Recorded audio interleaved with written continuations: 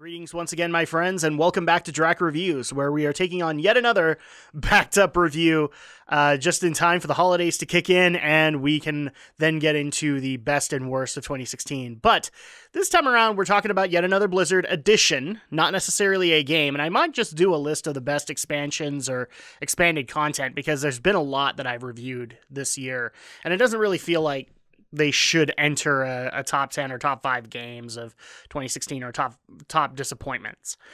But today we're going to be talking about the latest solo adventure from Hearthstone, One Night in Karazhan. It is indeed a very magical phenomenon. So we're going to go over the usual format. So here we go, starting with the story. It's Hearthstone, so already you know you're going to be getting a bunch of parody, a bunch of hilarious jokes, things like that. But the story is very simple. Medivh is getting ready to host the grandest party in the Tower of Karazhan, and you are there to join him on the journey.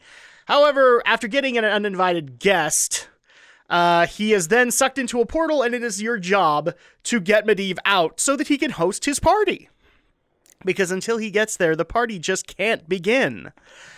So in that case, like the first piece you actually could see on my Drak tries of One Night in Karazhan, where I took on the first match and you got to see Medivh get sucked into a portal.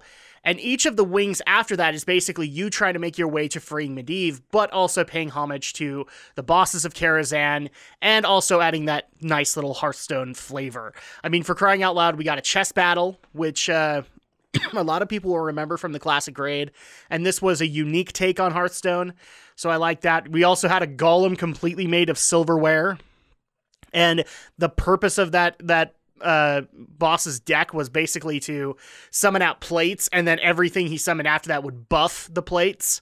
So you basically have to take care of it before it overwhelms you.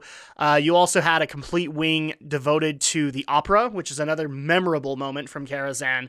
And they took the 3 that they had for it. The Crone, Romulo and Julian, and the Big Bad Wolf, and gave them all really wonderful homages.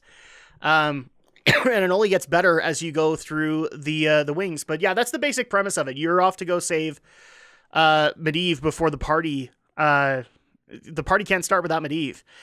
The visuals of Hearthstone, I can't really go into that because it's Hearthstone. I mean, you know, a lot of people have done their reviews, and Hearthstone obviously looks great for a card game. I especially love the dialogue as well. You know, I'm going to be kind of merging visual and audio here because it's Hearthstone. You know the voice work is going to be good.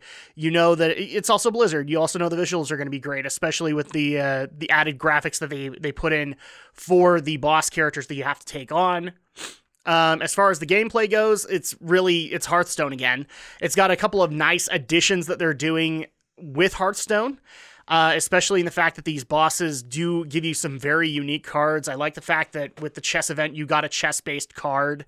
With the silverware golem, you got a silverware-based card that I believe was rogue only, but I might be wrong about that. So, you know, it's not really the best thing to just go into full review on this. It's a solo adventure. There's been many of them. This is the 4th solo adventure, because the first was Curse of Naxxramas, Blackrock Mountain then came, then League of Explorers, and now One Night in Karazhan. But overall, for Hearthstone fans, this is an enjoyable experience. As far as replay value and presentation go, obviously there is replay value with the solo adventures, because eventually you can go and fight the bosses in heroic mode and get even better cards from them. But you also get the class challenges that will give you really cool, unique cards for your class of choice, which I have a feeling will be very handy, because usually that's how it goes. Like when these things come out, you will start to see those cards integrated into decks. And in fact, I was actually looking up, I think it was a Hunter deck, trying to prep for some of these bosses. I already noticed that people are integrating them into the regular play decks. So that's happening, as well as Mean Streets of Gadgetzan, which as of this video is out. But overall, yeah, I wholeheartedly recommend this to Hearthstone fans. If you haven't tried out Hearthstone, at least give it a shot to see whether or not is your kind of thing, especially if you're a card game lover. Because I know a lot of people who still stick to Yu-Gi-Oh games or Magic and think that those are the best things that are ever going to be out there. And I think Frazier from Video Games Awesome said it best. Hearthstone is the new card game on the block, and I love the fact that he's now a fan of it, and he was a Magic fan. So I wholeheartedly recommend this, especially One Night in Karazhan. It's well worth the money. I loved a lot of the quotes that you got from Morose in there, specifically like the Illidan has arrived. We were not prepared.